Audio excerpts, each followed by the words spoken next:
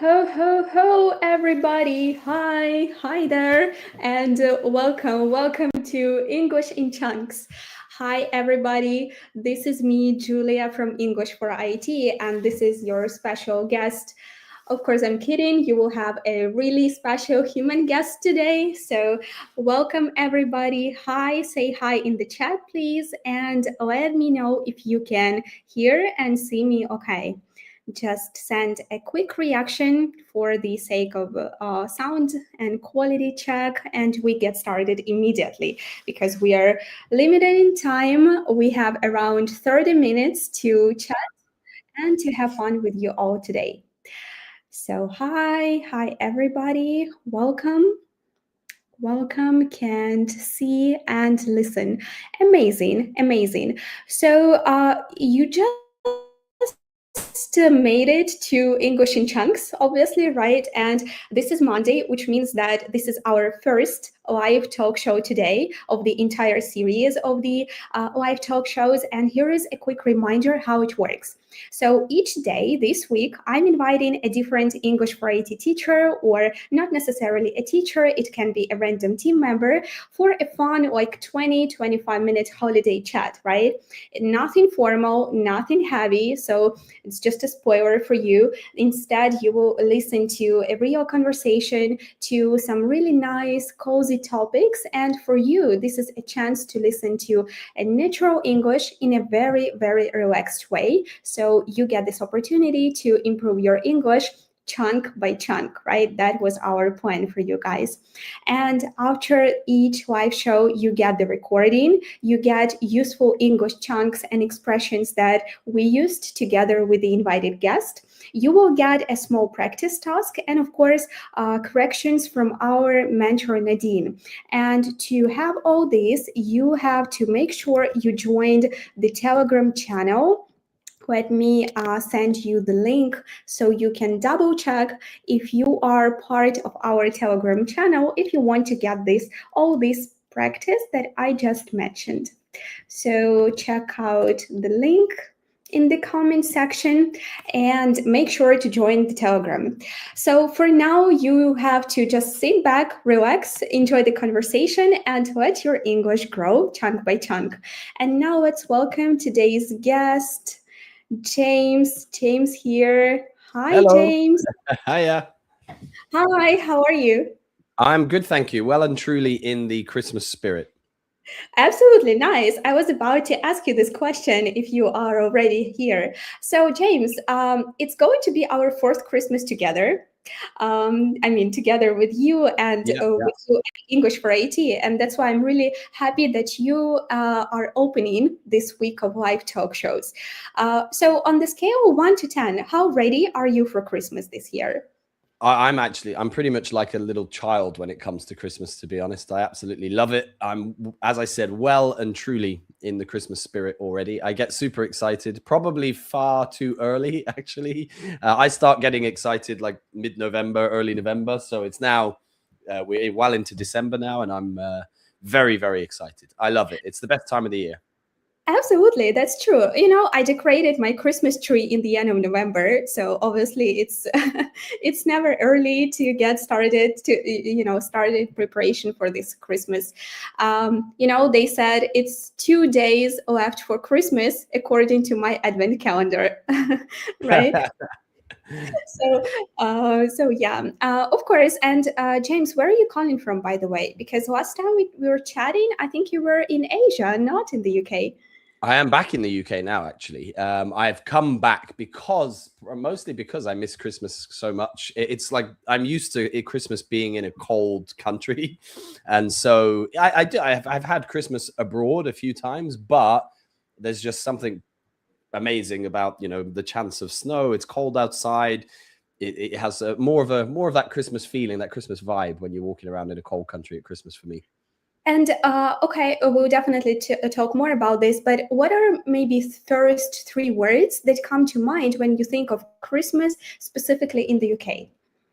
Ooh, happiness, because everybody, like the UK in the winter is generally not always the happiest of places. We're famous for just being a rainy, grey, kind of boring-ish country in the winter. But at Christmas, just for Christmas time, it's the only time you can walk down the street and everybody's smiling. Like literally, it's always been, the UK's done Christmas really well for like thousands of years now. So it's literally been such a long going tradition that even today, you can walk down, your neighbors will be like, "Hi, Merry Christmas, how's it going?" Da da da da da, like this. Everybody's in a good mood. That would be number one. Number two would be, I would say probably overeating, which is a funny one actually. Overeating, it's that time of the year where everybody overeats, Yeah. and me and my family at Christmas, we generally go, again, I'll use the expression, well overboard, which means there's just food on top of food on top of food on top of food on top of food. Yeah, I want to mention that in Ukraine, at least, we share this tradition, obviously. I'm glad to hear it, actually. I've always wanted to visit Ukraine and see what Christmas is like there as well. So I'm glad the food tradition is similar. Absolutely. So if you come here for Christmas, you won't be hungry. That's 100%. What else? Number three? Number three. What would number three be? I want to say, it'd probably be a weird one, actually, but I want to say that romance as well, because everybody seems to have it's like the number one time of the year that everybody's trying to sort of watch Love Actually. Everybody's watching the movie Love Actually. All the restaurants have deals on for couples to go and have a romantic Christmas dinner. You'll get something called mistletoe, which is on like every table in most restaurants. And the tradition, I wonder if our audience maybe actually would know, what is the tradition for something you're supposed to do under mistletoe? Maybe I can leave that. Yeah. Okay. Let us. Let maybe people comment here, because everybody who watched Love Actually, they probably know this tradition.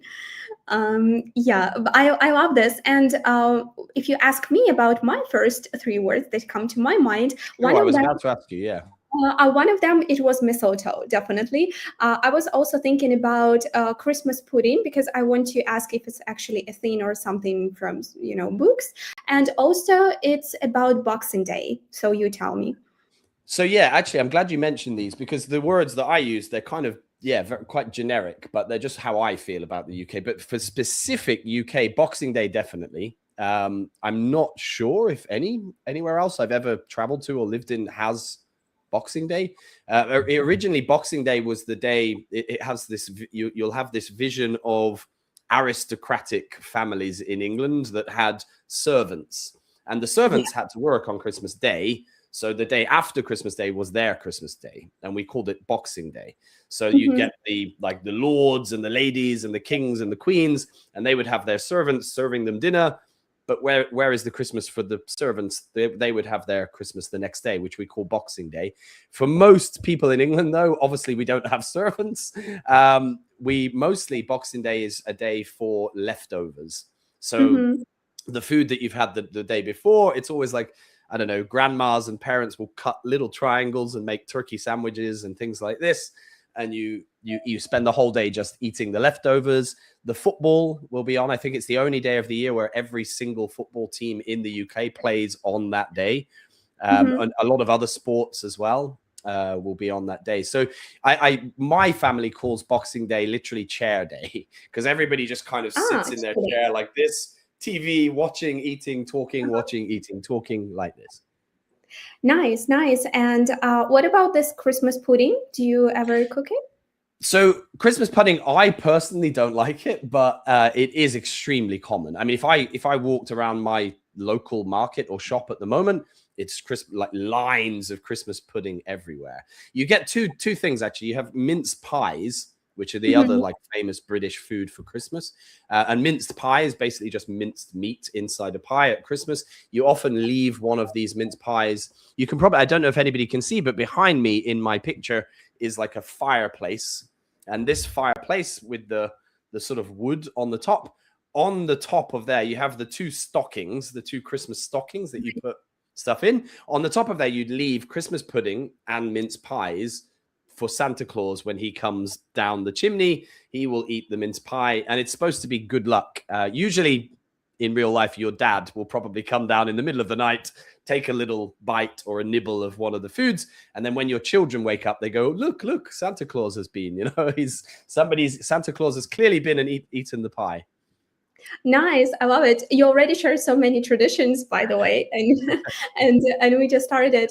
I have a question because I know that you travel a lot, right? So imagine that you're now not in the UK for Christmas, right? So is there any particular Christmas tradition that you want to take away with you, to any country? So it depends where, because depending on the region of England, you have what we would do, we'd say like there's British traditions, but then each part of England kind of has their own traditions, like Wales and Scotland and so on. But also most families will have their own sort of mini traditions as well. In the local village that I sort of live in here in England, one of the traditions is simply to try and like do something nice for someone else. Basically, you can't have a lucky year in 2026 unless you finish 2025 having, I don't know, given something to a homeless person or given something to your local church or something like this. So you have to do like one good thing, and it can be something absolutely ridiculous. So a lot of like young men, they'll do something as simple as literally like push the chair in for someone at a restaurant or something like that, or hold their umbrella over their wife in the street when it's raining, when they might not always do this, and so on. So you just have to do one nice thing essentially. But I think that's something that you could easily take, right? You can take that anywhere in the world. So that's the easiest one. But other than that, chocolate. I would take English chocolate. Definitely. What do you mean by English chocolate? Tell me more. So again, we love to overeat at Christmas, and chocolate is a huge thing. So I don't think you can see it again, but most Christmas trees in England in the winter, we hang chocolate on the Christmas tree. So there'll be little chocolate pieces. Christmas morning, you can go and take Christmas chocolates off the tree. The problem is in hot countries, you can't do this because the chocolate will have melted. So obviously, it's one of the things I love about coming back here is that it's just chocolate. We call it chocolate galore, just chocolate everywhere when you come back. Okay, well, that's a surprise now. And this tradition of being nice to other people, is this does it have a name or something? Because I've never heard of it either. I think it might just, again, as I said, I think it's just one of those things that we do really locally here. I live in quite a small village, almost outside of the big cities, and where I grew up, that was just always something that you did. But I'm pretty sure, and you'd have to let me Google this actually, but I'm pretty sure it's a really ancient tradition that comes from our name for Santa Claus, Saint Nicholas, right? Is in a lot of countries, St. Nicholas will have his own day. So I think on a lot of countries, it's like December the 6th or 8th is St. Nicholas's day. In the UK, St. Nicholas, Santa Claus, and Father Christmas, they're all one person. They're all the same guy. So his St. Nicholas is famous for giving gifts and helping people. And originally, giving gifts is to make someone happy. So you have to make someone happy. This is where this tradition of like Secret Santa that every country now does, right? Doing a Secret Santa, make somebody at your workplace happy by giving them a random gift.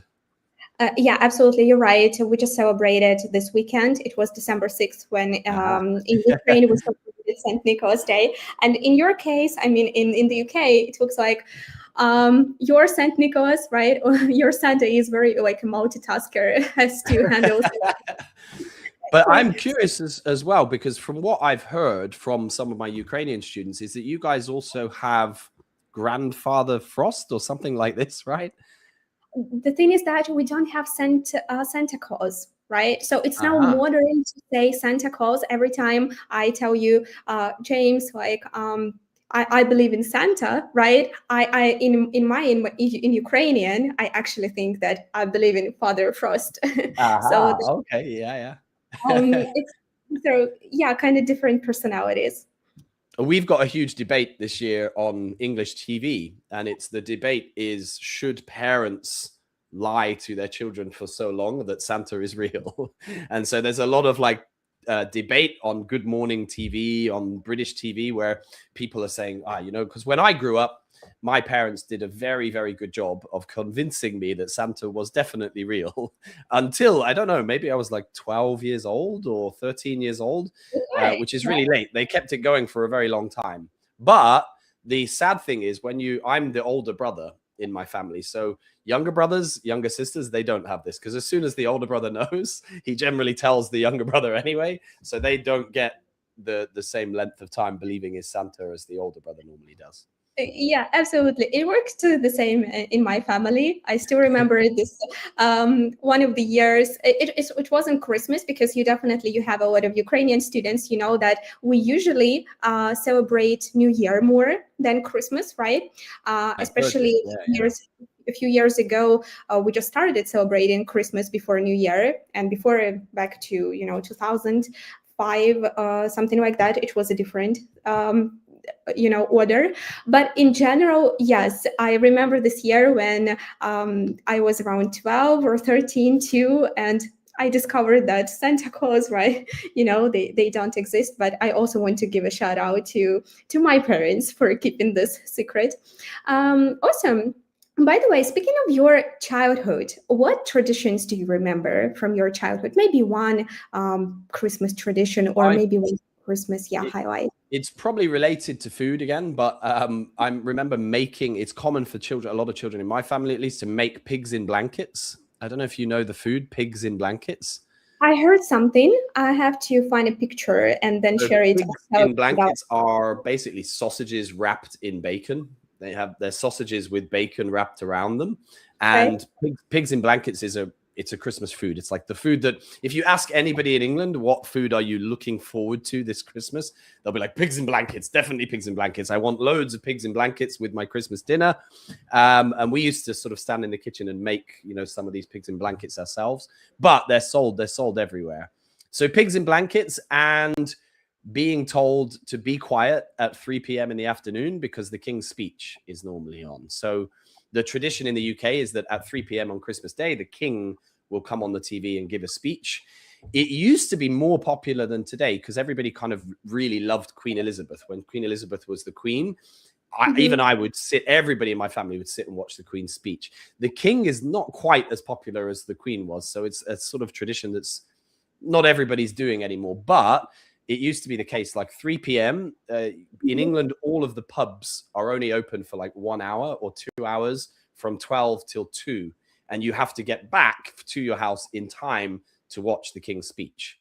So people will go out to the pub, Wow. Christmas dinner will start cooking, and you come back home and you have to watch the King's speech, essentially. Okay. Okay. Wow. Right. That's very interesting. I'm curious if our audience knew that before. So we're definitely looking forward to their feedback later. And also this tradition of opening up all these Christmas presents, unboxing in the morning after Christmas, right? Is it true that you have to wake up, like you do this all things in the morning? Because in Ukraine, if we compare it with New Year, right, we do it at night. So again, every family does it slightly differently, but the tradition has always been to open one present on Christmas Eve, which is the 24th. And usually it's like a little gift, maybe use like a DVD. In the past, it would be like a DVD or a book. And then you could read this or watch it on Christmas Eve. And then usually it's because children, especially me, used to get so excited, I would nearly barely sleep anyway. So I would wake up at like 5 a.m., 6 a.m. and I'd be like, Mom, Dad, where's the presents? And you would have a sack, a Christmas sack that Santa has bought into your bedroom. You wake up, and usually if your parents are really good at acting and hiding and they're like ninjas, you would go to bed and you would fall asleep and this sack wasn't there. And you would wake up, even if it was like 1 hour later, you'd wake up and magically these presents would seem to appear at the end of your bed. But just as you think you've opened the last present, you go downstairs and there's a Christmas tree. There's presents under the Christmas tree as well. And your big present, like if you have a main present from Santa or from mum and dad, they're normally the last ones under the tree downstairs and so on. Okay, so that's the whole process, like so many gifts. Usually, that's a surprise for me as well, because of course, like there can be a few gifts, but usually in our Ukrainian families, it's just one big, or not necessarily big gift from Santa, something that you you email them about. Oh, I like that. That's cool. Yeah, nice. And I really like this topic of the Christmas traditions in the UK because again, if we take Ukraine back at school. When I was learning English, all the course books we had, they were about like British English. So all these traditions, everything like in general, even the word Christmas for me is associated with the Christmas in the UK. So it's always nice to sum up these traditions, but also hear something new, because obviously you shared a lot of new things, very authentic, something from real life as it exists. Yeah, yeah, and I'm curious as well because I have quite a few students from Ukraine, and it's always interesting for you guys, the listeners here, to share, well, around the world actually, to share how they celebrate Christmas as well, and to see what's done differently. Some of my German students, for example, they celebrate on a different day. Some of the French students, similar thing, and so on. It's become much more popular around the world. Places like Bangkok this time. I lived in Vietnam, and like the Christmas trees I saw out there were bigger than the ones I see in England. So it's certainly a something that I think worldwide now everybody has their own sort of version of it and tradition, and it's so nice. For me, Harry Potter on Christmas Day is like the only thing I could not live without. Basically, it's the only thing I could not live without is watching that the Christmas scenes from Harry Potter and so on Christmas Day. Then we usually put the music on, actually, I think, in the overnight or in the morning when you wake up, the background soundtrack to Harry Potter. Everybody else, Americans, Home Alone. I guess you guys probably grew up with Home Alone as well, right? Yeah. Yeah, I mean both. Yeah, Harry Potter and Home Alone, right? That's the point for each December, Yeah. at least. You're like, So Christmas we is here. Excellent. Yeah, we do both. And it's great that we have this international student community and team community, I mean, in general. So we definitely have to ask later after this live talk show on Telegram to so people can share their traditions, because I know that for this English in Chunks challenge, we have people from both Europe, it is from Asia as well, Latin America. So it will be super fun to discover different traditions. Thank you so Mhm. much, James, for joining this live talk show, for Been a pleasure. sharing your traditions, for sharing how you do this, and maybe getting people into the holiday spirit, hopefully. After this live talk show, we'll share all the useful expressions, we call them English chunks, right, that James used today. So you get a chance to practice, to improve your English while also having fun, right? So that's the point of this English in Chunks challenge. You'll get more information via email or also on Telegram. And we hope that you loved technically chatting, hearing from us, from James today. So thank you, everybody. James, do you A have very Merry any? Christmas. Yeah, do you have any Christmas wishes for our I was community? going to say, I wish you all a very, very Merry Christmas, a very happy Christmas, and a very festive Christmas. Okay. Thank you. Thank you, everybody, for joining. We'll see you tomorrow on Tuesday. And bye for now. Bye. Merry Christmas.